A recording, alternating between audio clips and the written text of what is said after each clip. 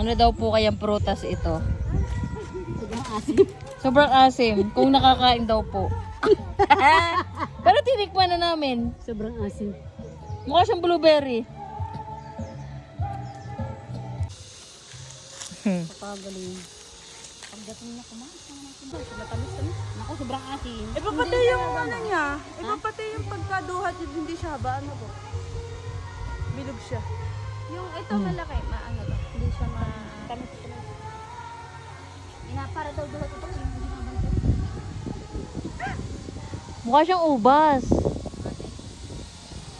Yan, dami. Hoy, bitbitin mo na yung lagayan. Masarap nito may asin. Yan. Ay, oo, asin. Kuya, isa pa. Ang dami. Kuya, isa pa. Ito oh. Yung Hinog? Ayun, ayun na kuya. Dali. Ayun kuya. Oh, tas ako naman. Okay, guys.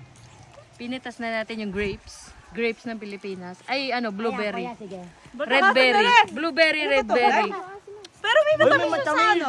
Eh? Dapat tinugasan mo muna. Ano kuya? Siguro yung malambot. Yung siguro yung hinog na hinog. Malaking.